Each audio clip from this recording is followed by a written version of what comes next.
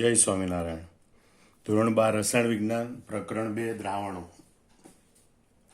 NEET JEE GUJCET માટે અગત્યના MCQ આપણે ભણવાના છે. આ MCQમાં આપણે જે અત્યારે ભણવા જઈએ એમાં કન્સેપ્ટ ક્લિયર કરેલા છે. કન્સેપ્ટ ક્લિયર સાથે તમે MCQ યાદ રાખો તો એ લોંગ ટાઈમ યાદ રહે, અને એની જેવા બીજા MCQ પૂછાય તો પણ તમને યાદ રહી શકે. એ પૈકીનો પહેલો MCQ આપણે જોઈએ કે ભાઈ આપેલામાંથી D2O માટે શું સાચું નથી. H2O કરતાં ઉત્કલન બિંદુ ઊંચું છે, H2O કરતાં ધીમી પ્રતિક્રિયા આપે છે, 25°C તાપમાને H2O કરતાં સ્નિગ્ધતા વધારે છે, NaClની દ્રાવ્યતા D2Oમાં H2O કરતાં વધારે છે. તો H2O એટલે સામાન્ય પાણી અને D2O એટલે ભારે પાણી, જેમાં હાઇડ્રોજનનો સ્થાનિક ડ્યુટેરિયમ હોય. હાઇડ્રોજનના કેન્દ્રમાં એક પ્રોટોન હોય, ન્યુટ્રોન હોતો નથી, જ્યારે ડ્યુટેરિયમના કેન્દ્રમાં એક પ્રોટોન અને એક ન્યુટ્રોન હોય. એ બંને વચ્ચે કેટલાક પાયાના ખાસ તફાવત જાણી લો તો એના ઉપરથી ખ્યાલ આવે કે ભાઈ પાણીનું ઉત્કલન બિંદુ 100°C, જ્યારે ભારે પાણીનું ઉત્કલન બિંદુ 101.4°C છે. મતલબ કે ભારે પાણીનું ઉત્કલન બિંદુ ઊંચું છે તો એ વિધાન સાચું છે. ગલન બિંદુ 0°C છે, ભારે પાણીનું 3.82°C છે. સામાન્ય પાણીની pH 7 છે, ભારે પાણીની pH 7.41 છે. સામાન્ય પાણીની ઘનતા 1.0 ગ્રામ પ્રતિ મિલી છે, ત્યારે ભારે પાણીની ઘનતા 1.07 ગ્રામ પ્રતિ મિલી છે. વિધૃત ચાકમાત્રાની દ્રષ્ટિએ જોઈએ તો 1.8546 ડીબાય, જ્યારે ભારે પાણી માટે 1.8558 ડીબાય. વિદ્યુત ઋણતાની દ્રષ્ટિએ જોઈએ તો હાઇડ્રોજનની વિદ્યુત ઋણતા ડ્યુટેરિયમ કરતાં ઓછી છે, પણ હાઇડ્રોજન બંધ અણુ વચ્ચે હાઇડ્રોજન બંધ રચવાની ક્ષમતા પાણીમાં વધારે છે, જ્યારે ડ્યુટેરિયમમાં એના પ્રમાણમાં ઓછી છે.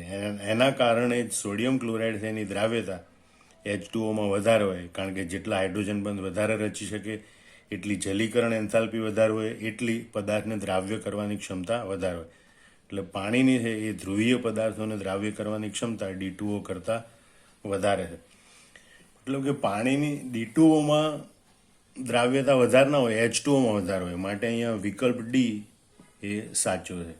એટલે દ્રાવ્યતાના આધારે આપણે વિકલ્પ સમજી શકીએ. બાકીના બધા વિકલ્પ છે એ સાચા છે કે ભાઈ H2O કરતાં ઉત્કલન બિંદુ ઊંચું છે તો D2Oનું ઉત્કલન બિંદુ ઊંચું છે. D2O છે એ પાણી કરતાં ધીમી પ્રક્રિયા કરે છે, અને 25°C તાપમાને પાણી કરતાં D2Oની સ્નિગ્ધતા પણ વધારે છે. એટલે એ ત્રણ વિધાન સાચા છે.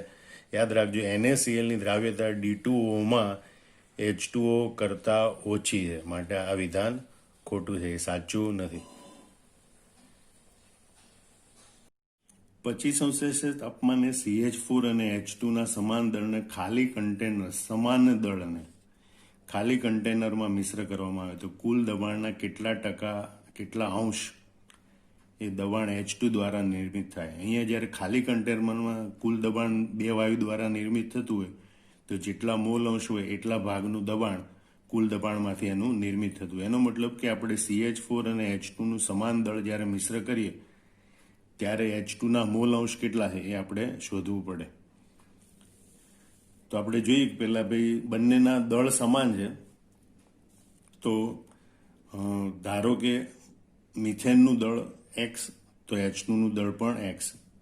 હવે આપણે જાણે કે મિથેનનું મોલર દળ એટલે કે અણુભાર 16 ગ્રામ પ્રતિ મોલ, હાઇડ્રોજનનો અણુભાર 2 ગ્રામ પ્રતિ મોલ, અને માટે CH4ના મોલ બરાબર દળ ભાગ્યા મોલર દળ, H2ના મોલ બરાબર દળ ભાગ્યા મોલર દળ, X/16 અને અહીંયા X/2. હવે આ મિથેનના મોલ છે, આ H2ના મોલ છે, બંનેના કુલ મોલ ગણીએ તો X/16 પ્લસ X/2, સાદુરૂપ આપીએ તો આવે 9X/16. હવે CH4ના મોલ અંશ જોઈએ તો CH4ના મોલ છેદમાં કુલ મોલ એટલે કે X/16 CH4ના મોલ છેદમાં કુલ મોલ 9X/16. એનું સાદુરૂપ આપીએ તો જવાબ 16 ઉડી જાય તો 1/9. એટલે કે મિશ્રણમાં મિથેનના મોલ અંશ 1/9 છે. તો H2ના મોલ અંશ કેટલા, તો કે 1 માઇનસ મિથેનના મોલ અંશ એટલે 1 - 1/9 એટલે 8/9. આમ H2 દ્વારા કુલ દબાણનો 8/9 છે એ નિર્મિત થાય છે, અને માટે અહીં આપણે જોઈએ તો કે વિકલ્પ C એ સાચો છે, 8/9 આવે. ઘણી વખત તમારે આ રકમ જોઈને દાખલો જાતે પહેલાં ગણી લેવાનો અને પછી MCQના જવાબ લખવાના. આ એમસીક્યુ તમે વાંચી લો અને પછી પોઝ કરીને પહેલાં જાતે સોલ્વ કરવાનો પ્રયત્ન કરો અને પછી ન આવડે તો આગળ એનું સોલ્યુશન આપેલું. પાણીમાં પીટી NH3 4Cl4નું 0.001 મોલલ દ્રાવણનું ઠાર બિંદુ અવનયન 0.0054 ડિગ્રી સેલ્સિયસ. તો આપેલા અણુનું સાચું સૂત્રીકરણ જણાવો. મતલબ કે આ 4 જે અણુસૂત્ર આપેલા એમાંથી આ પરિસ્થિતિ પ્રમાણે કયું અણુસૂત્ર સાચું હશે. તો અહીંયા જે અણુ આપેલા છે એ આયનોની સંખ્યા 2 દર્શાવે છે. અહીંયા એક આ સંકીર્ણ આયન અને એક ક્લોરાઇડ આયન. અહીંયા એક સંકીર્ણ આયન અને 2 ક્લોરાઇડ એમ કુલ 3 આયનો દર્શાવે છે. અહીંયા એક સંકીર્ણ આયન અને 3 ક્લોરાઇડ આયન એમ 4 આયન દર્શાવે છે. મતલબ કે આયનોની સંખ્યા કેટલી છે એ નક્કી કરવું હોય તો પહેલાં તમારે વોન્ટ ઓફ અવયવ આય નક્કી કરવો પડે આપેલી માહિતી પરથી. તો આપણે જોઈએ કેવી રીતે ગણતરી કરી શકાય. તો ઠાર બિંદુ અવનયન આપેલું તો ડેલ્ટા ટીએફનું સૂત્ર છે delta Tf is equal to i into Kf into m. જ્યાં મોલાલિટી આપણને આપેલી છે 0.001, ડેલ્ટા ટીએફ બરાબર 0.0054 અને કેએફનું મૂલ્ય આપ્યું છે 1.80 કેલ્વિન કિગ્રા મોલ ઇનવર્સ. વોન્ટ ઓફ હવે આઈને તમે સૂત્રનો કરતા બનાવો અને કિંમતો મૂકો. ડેલ્ટા ટીએફ બરાબર 0.005, કે બરાબર 1.80, એમ બરાબર 0.00. સાદુરૂપ આપો તો જવાબ 3 આવે.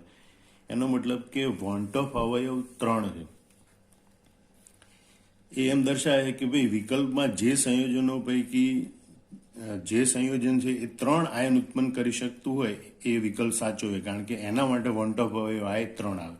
તો આપણે 4 વિકલ્પ જોઈએ કે 4માંથી કયો વિકલ્પ છે એ 3 આયનો આપે. તો પહેલું હતું એમાં એક સંકીર્ણ આયન અને એક ક્લોરાઇડ આયન એમ કુલ 2 આયનો છે. અહીંયા એક સંકીર્ણ આયન અને 2 ક્લોરાઇડ આયન એમ કુલ 3 આયનો છે.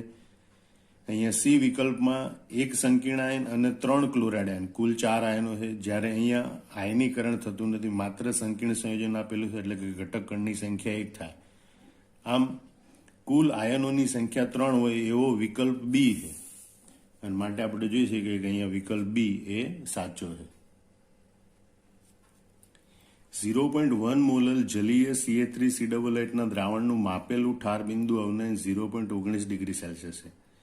તો આ સાંદ્રતાએ એસિડનું વિયોજન અચળાંક કે એ ગણો. કેએફનું મૂલ્ય આપેલું છે. હવે વિયોજન અચળાંક કે એ ગણવાનો હોય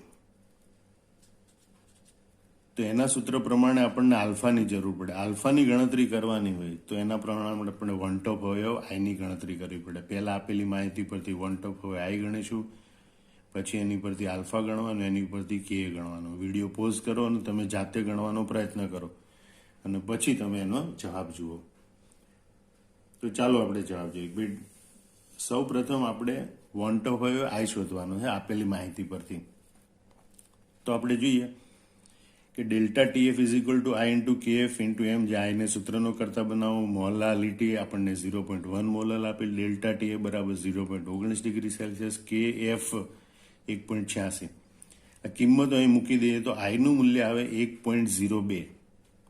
હવે આઈનું મૂલ્ય આવી ગયું પછી આપણે વિયોજન અંશ આલ્ફાનું મૂલ્ય શોધવાનું છે. તો આલ્ફાનું સૂત્ર છે alpha is equal to i -1/n-1. Alpha i બરાબર 1.02 છે. એન એટલે ઉત્પન્ન થતા આયનોની સંખ્યા. જે પણ પદાર્થ હોય દ્રાવ્ય પદાર્થ એના વિયોજનથી ઉત્પન્ન થતા આયનોની સંખ્યા. તો CH3COOHના વિયોજનથી આ 2 આયનો ઉત્પન્ન થાય. એના માટે n બરાબર 2 લખાય. અને સાદરૂપ આપીએ 1.02 -1/2 -1. તો આલ્ફા એટલે કે વિયોજન અંશ બરાબર 0.2 આવે. હવે આપણે આલ્ફા ઉપરથી કે એ વિયોજન અચળાંકની ગણતરી કરવાની હોય છે. તો આપણે જે કે નું સૂત્ર છે C alpha square upon 1 minus alpha, પણ આલ્ફાનું મૂલ્ય ખૂબ નાનું હોય તો આપણે એને અવગણતા હોઈએ છીએ.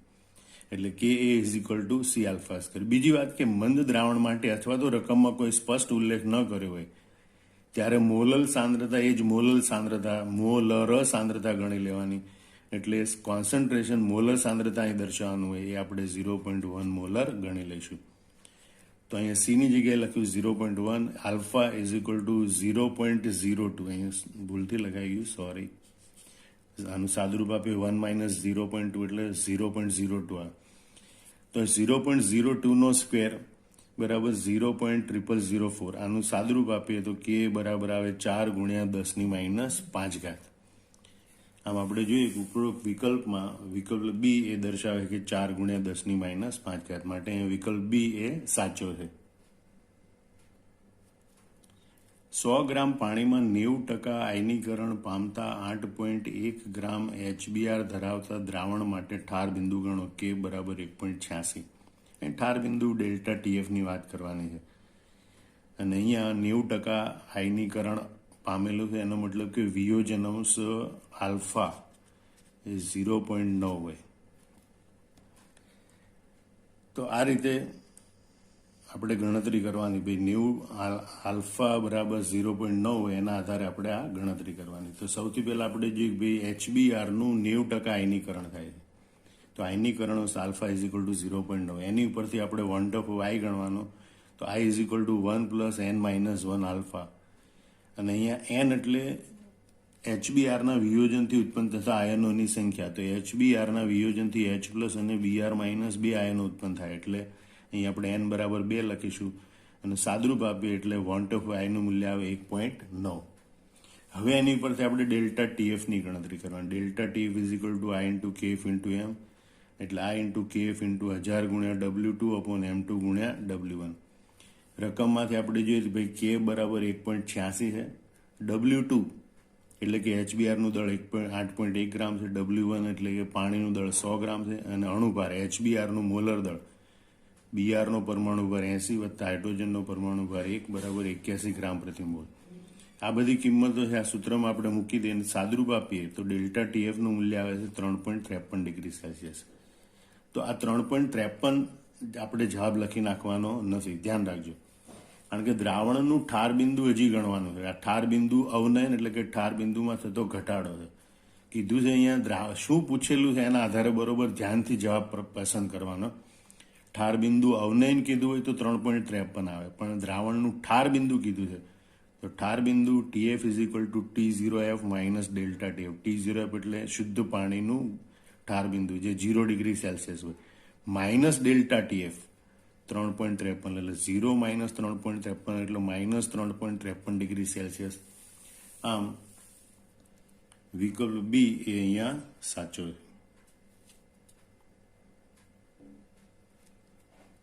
327 ડિગ્રી સેલ્સિયસ તાપમાને એક દ્રાવણની સાંદ્રતા C છે અને અભિસરણ દબાણ P છે.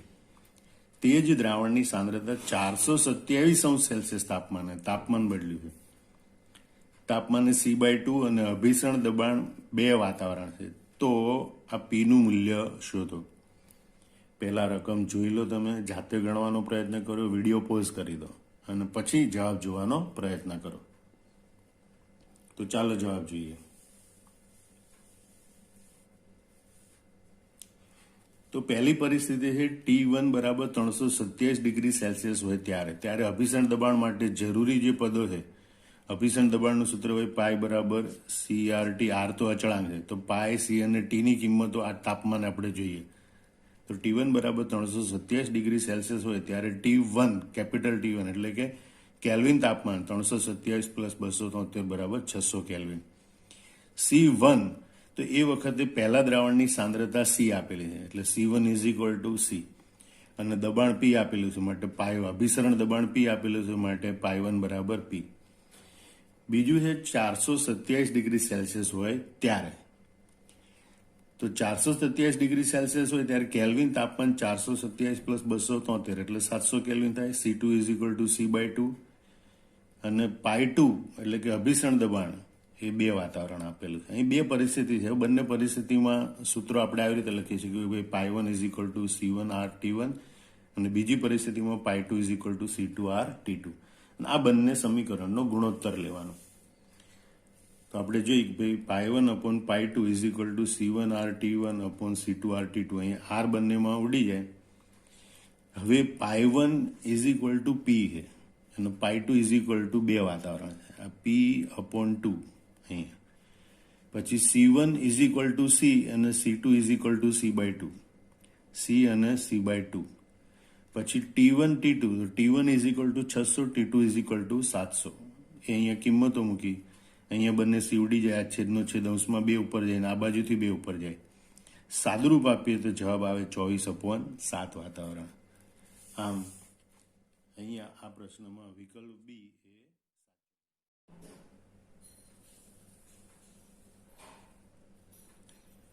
આપેલામાંથી કયા વાયુ માટે હેનરીના અચળાંકનું મૂલ્ય સૌથી ઓછું હોય છે?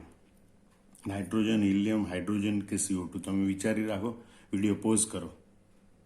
હવે ધ્યાનથી જુઓ કે ભાઈ હિલિયમની દ્રાવ્યતા છે એ સૌથી ઓછી છે, કારણ કે હિલિયમ છે એ નિષ્ક્રિય વાયુ છે, એટલે જે દ્રાવકમાં ઓગાળવામાં આવે એના અણુઓ પ્રત્યેનું આકર્ષણ બળ સૌથી ઓછું, એટલે એની દ્રાવ્યતા સૌથી ઓછી હોય.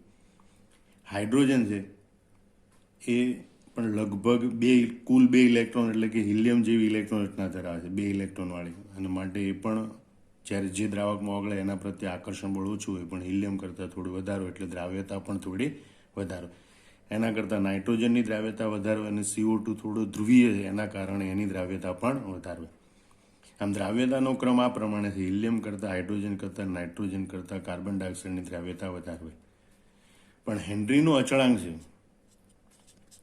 એ મોલ અંશ દ્રાવ્યતાના વ્યસ્ત પ્રમાણમાં, એટલે જેટલું એની દ્રાવ્યતા ઓછી એટલો હેનરીનો અચળાંક વધારે. મતલબ હિલિયમ માટે હેનરીનો અચળાંક સૌથી વધારે હોય, હાઇડ્રોજન માટે એના કરતાં ઓછો, નાઇટ્રોજન માટે એના કરતાં ઓછો, અને કાર્બન ડાયોક્સાઇડ માટે સૌથી ઓછો હોય છે.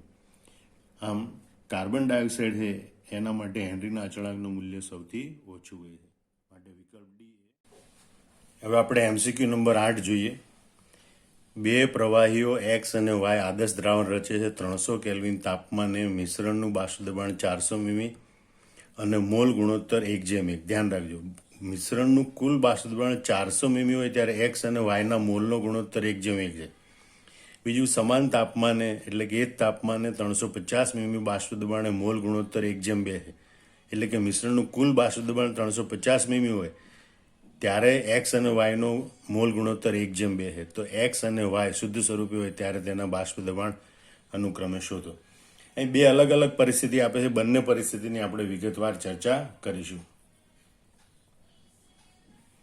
તો આપણે ધ્યાનથી જોઈએ કે ભાઈ કુલ દબાણ 400 મીમી હોય ત્યારે X અને Yનો મોલ ગુણોત્તર 1:1 છે. એટલે ધારો કે Xના મોલ લે તો Yના મોલ લે, અને માટે કુલ mole A + A = 2A. Mole મળી જાય તો એની પરથી મોલ અંશ મળે, માટે Xના મોલ અંશ બરાબર A/2A બરાબર 1/2, Yના મોલ અંશ બરાબર A/2A બરાબર 1/2. બંનેના મોલ અંશ 1/2 આવે. હવે આપણે કુલ દબાણનું સૂત્ર આ પ્રમાણે છે: PT બરાબર X of X, એટલે Xના મોલ અંશ ગુણ્યા Xનું બાષ્પ દબાણ, Yના મોલ અંશ ગુણ્યા Yનું બાષ્પ દબાણ, એ બંનેનો સરવાળો. હવે અહીંયા મોલ અંશ બંનેના આપણને માલુમ છે, 1/2 અને 1/2, એટલે 1/2 ગુણ્યા Xનું બાષ્પ દબાણ, 1/2 ગુણ્યા Yનું બાષ્પ દબાણ બરાબર 400. માટે P0X + P0Y બરાબર 800. અહીંયા આપણને આ સમીકરણ 1 મળે. એવી રીતે આપણે બીજી પરિસ્થિતિ માટે જોઈએ. કુલ દબાણ 350 મીમી હોય ત્યારે X અને Yનો ગુણોત્તર 1:2. X અને Yનો ગુણોત્તર આપણને મળે 1:2. એટલે જો Xના મોલ A હોય તો Yના મોલ 2A હોય, તો કુલ મોલ 3A થાય. અને એની ઉપરથી બંનેના મોલ અંશ શોધી શકાય. Xના મોલ અંશ બરાબર Xના મોલ છેદમાં કુલ મોલ, A/3A બરાબર 1/3. Yના મોલ અંશ બરાબર 2A/3A બરાબર 2/3. ફરીથી કુલ દબાણનું સૂત્ર લખીએ: P total = X of X, એટલે કે Xના મોલ અંશ ગુણ્યા Xનું બાષ્પ દબાણ વત્તા Yના મોલ અંશ ગુણ્યા Yનું બાષ્પ દબાણ. એટલે Xના મોલ અંશ 1/3 અને Xનું બાષ્પ દબાણ વત્તા 2/3 અને Yનું બાષ્પ દબાણ બરાબર 350. બધાને 3 વડે ગુણી નાખીએ તો P0X + 2P0Y = 1050. સમીકરણ નંબર 2. હવે આ 2 સમીકરણનો આપણે સાદો ઉકેલ લાવવાનો. સમીકરણ 2 માંથી સમીકરણ 1ને બાદ કરતા તો આપણને આ પ્રમાણે મળે છે: P0X + 2P0Y = 1050 minus P0X minus P0Y minus 800, તો P0Y = 250. એટલે કે Yનું બાષ્પ દબાણ કેટલું માલુમ પડે? 250. હવે એ કિંમત આપણે આ સમીકરણ 1માં મૂકીએ. 250 ને 250 ને પેલી બાદ લઈએ તો P0X = 800 માઇનસ P0Y, 800 માઇનસ 250, માટે P0X = 250. આમ P0x બરાબર 550, P0x બરાબર 550 હોય ને P0y બરાબર 250 હોય એવો વિકલ્પ કયો છે આપણે જોઈએ. તો અહીંયા એ વિકલ્પ ઈ છે, માટે અહીંયા વિકલ્પ ઈ એ સાચો છે. જૂના પેપરોમાં 5 વિકલ્પવાળા પેપરો પણ હતા, એ પૈકીનો આ એક વિકલ્પ છે. તો 100% પાણીમાં વિયોજન પામતા 1 મોલલ NaClના દ્રાવણનું ઠાર બિંદુ શોધો. મોલલ અયનો અચળાંક 1.86. આ પ્રકારનો દાખલો પહેલા આવી ગયો. તમે જાતે વિચારી પહેલા જાતે ગણી રાખો, વિડીયો પોઝ કરીને જુઓ. હવે delta TF is equal two I into KF into M. NaClનું અહીંયા સંપૂર્ણ વિયોજન થાય, 100% વિયોજન. એનો મતલબ કે I બરાબર 2 ઉત્પન્ન થતા આયનોની સંખ્યા જેટલો હોય. K બરાબર 1.86, મોલાલિટી 1 મોલલ દ્રાવણ એટલે મોલાલિટી બરાબર 1 મોલલ. આ બધી કિંમતો મૂકીએ, સાદુરૂપ આપી ડેલ્ટા TF બરાબર 3.72 ડિગ્રી સેલ્સિયસ. એ ઠાર બિંદુ અવનયન ઠાર બિંદુનો ઘટાડો છે. તો ઠાર બિંદુ કેટલું? તો ઠાર બિંદુનું સૂત્ર યાદ રાખવાનું, TF is equal two T0F minus T delta F, એટલે કે 0 ડિગ્રી સેલ્સિયસ. પાણીનું ઠાર બિંદુ 0 ડિગ્રી સેલ્સિયસ માઇનસ 3.72, અને માટે TF બરાબર માઇનસ 3.72, માટે વિકલ્પ બી એ સાચો છે. 58.5 ગ્રામ NaCl અને 180 ગ્રામ ગ્લુકોઝને અલગ અલગ રીતે 1000 મિલી પાણીમાં ઓગાળવામાં આવે છે. તો આપેલા વિધાનોમાંથી ઉત્કલન બિંદુ ઉન્નયન વિશે શું સાચું છે? NaClના દ્રાવણ વધારે ઉત્કલન બિંદુ ઉન્નયન દર્શાવે છે, ગ્લુકોઝનું દ્રાવણ વધારે ઉત્કલન બિંદુ ઉન્નયન દર્શાવે છે, બંને દ્રાવણો સમાન ઉત્કલન બિંદુ ઉન્નયન દર્શાવે છે, કે બંનેમાંથી એક પણ દ્રાવણ દ્વારા ઉત્કલન બિંદુ ઉન્નયન જોવા મળશે નહીં. જાતે જવાબ વિચારી રાખો. તો આપણે સામાન્ય રીતે વિચારીએ કે ભાઈ 58.5 ગ્રામ NaCl એટલે 1 મોલલ દ્રાવણ 1000 ગ્રામ પાણીમાં, અને 180 એટલે બંનેના 1 મોલલ દ્રાવણ છે. તો જે કણોની સંખ્યા વધારે ઉત્પન્ન કરે એનું ઉત્કલન બિંદુ ઉન્નયન વધારે હોય, એટલે કે ઉત્કલન બિંદુમાં થતો વધારો એ વિશેષ હોય. તો ગ્લુકોઝ એ વિદ્યુત અવિભાજ્ય છે, એટલે એના ઘટક કણો વધારે ઉત્પન્ન થાય નહીં, 1 મોલર છે. જ્યારે NaCl એ વિદ્યુત વિભાજ્ય છે, એટલે એમાં ઘટક કણોની સંખ્યા Na પ્લસ અને Cl માઇનસને લીધે વધારો, એટલે ગ્લુકોઝ કરતાં 1 મોલલ ગ્લુકોઝ કરતાં 1 મોલલ NaCl છે એ ઉત્કલન બિંદુ વધારે દર્શાવશે, માટે આ વિકલ્પ એ સાચો છે. એને ગણતરી કરીને પણ અહીંયા લખેલું છે કે ભાઈ વ્યવસ્થિત ગણતરી, જો બોર્ડમાં પૂછાય આ રીતે દાખલો તો અને ગણતરી કરવાની દર MCQ તરીકે પૂછાય તો ડાયરેક્ટ આપણે સમજી શકીએ, પણ ગણતરી કરવાનું પૂછાય તો આપણે NaClનું મોલર દળ, ગ્લુકોઝનું મોલર દળ બંને માટે ડેલ્ટા TB શોધવાનું. તો NaCl માટે I બરાબર 2 છે, તો ડેલ્ટા TB લખીએ આપણે અહીંયા, તો ડેલ્ટા TB બરાબર 2 KB આવે. ત્યારે ગ્લુકોઝ માટે I બરાબર 1 લઈને ડેલ્ટા TB લખીએ તો KB આવે. આમ NaClનું ઉત્કલન બિંદુ ઉન્નયન 2 KB છે, જ્યારે ગ્લુકોઝનું ઉત્કલન બિંદુ KB છે, લગભગ બમણું છે, માટે NaClનું દ્રાવણ છે વધારે ઉત્કલન બિંદુ દર્શાવે. આવી રીતે સમજાવી શકાય. જો કે સાદો પ્રશ્ન સીધો પણ સમજી શકો છો. 100 મિલી 0.3 મોલર NaClમાંથી 0.40 મોલર NaCl કરવા માટે નીચેનામાંથી શું કરવું જોઈએ? સોડિયમ ક્લોરાઇડનો અણુભાર 58.5 ગ્રામ પ્રતિ મોલ છે.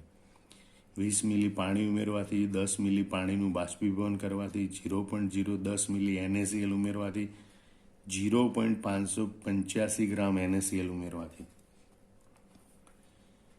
તો આપણે જોઈએ કે અહીંયા પહેલા આ કદ ઉમેરવું પડે કે બાદ કરવું પડે, તો અહીં મોલારિટી વધારવાની છે, એટલું બાષ્પીભવન કરવું પડે. પણ કેટલું કદ બાષ્પીભવન કરવું પડે તેના માટે આપણે કદની ગણતરી કરવી પડે. M1 V1 બરાબર M2 V2 એના આધારે. તો અહીં M1 એટલે મોલારિટી બરાબર 0.3, V1 100 મિલી, M1 V1, અને M2 બરાબર 0.4, V2 આપણે શોધવાનું છે. V2 બરાબર M1 V1 અપોન M2. સાદુરૂપ આપીએ તો V1 બરાબર 75, V2 બરાબર 75 મિલી, એટલે કે કદ 75 મિલી થવું જોઈએ. 100 માઇનસ 75 એટલે કે 25, 100 મિલી હતું 75 મિલી થવું જોઈએ, એનો મતલબ કે 25 મિલી બાષ્પીભવન કરવું પડે. તો એ વિકલ્પમાં 25 મિલી બાષ્પીભવન કરવું પડે એવો કોઈ વિકલ્પ આપેલો નથી. એનો મતલબ કે આ કદ આધારિત ગણતરી નથી, તો આપણે હવે દળ આધારિત ગણતરી કરી કે ભાઈ આ દળ કેટલું ઉમેરવું પડે કે નહીં એમ. તો બંને પરિસ્થિતિમાં NaCl નું દળની ગણતરી કરીએ. 0.3 મોલર હોય બંને પરિસ્થિતિમાં, 0.3 મોલર હોય ત્યારે કેટલો NaCl જોઈએ, 0.4 મોલર 100 મિલી દ્રાવણ હોય ત્યારે કેટલો NaCl જોઈએ. તો અહીં દળ ગણતરી માટે આપણે ધ્યાનથી જોઈએ કે ભાઈ W is equal two M ગુણ્યા MW ગુણ્યા V અપોન 1000. આમ તો મોલારિટીનું સૂત્ર આમ છે 1000 ગુણ્યા W અપોન MW ગુણ્યા V. એના ઉપરથી આ ડબલ્યુને સૂત્રનો કરતા બનાવે M ગુણ્યા MW ગુણ્યા V અપોન 1000. તો એ બધી કિંમતો મૂકીએ. મોલારિટી પહેલી પરિસ્થિતિ માટે 0.3, NaCl નું મોલર દળ 58.5, કદ 100 મિલી અપોન 1000, તો 1.755 ગ્રામ NaCl જોઈએ 0.3 મોલર દ્રાવણ બનાવવું હોય તો. એવી રીતે 0.4 મોલર દ્રાવણ બનાવવું હોય તો કેટલા ગ્રામ NaCl જોઈએ? તો બીજા દ્રાવણ માટે 0.4 ગુણ્યા 58.5 ગુણ્યા 100 ભાગ્યા 1000 ભાગ્યા 2, એટલે એનું સાદરૂપ આપીએ તો જવાબ આવે 2.34 ગ્રામ. આમ જો 0.3 મોલર NaCl નું દ્રાવણ હોય તો 1.755 ગ્રામ NaCl હોવો જોઈએ, અને 0.4 મોલર દ્રાવણ હોય તો 2.34 ગ્રામ NaCl હોવો જોઈએ. મતલબ કે આપણે કેટલો વધારાનો NaCl ઉમેરવો પડે, તો 2.34 કરવો છે 1.755માંથી, તો એ બંનેની બાદબાકી જેટલો એટલે 0.585 ગ્રામ NaCl ઉમેરવો પડે, તો દ્રાવણ 0.3 મોલરમાંથી 0.4 મોલર થાય. એટલે અહીંયા જવાબ D એ સાચો છે. જય સ્વામિનારાયણ.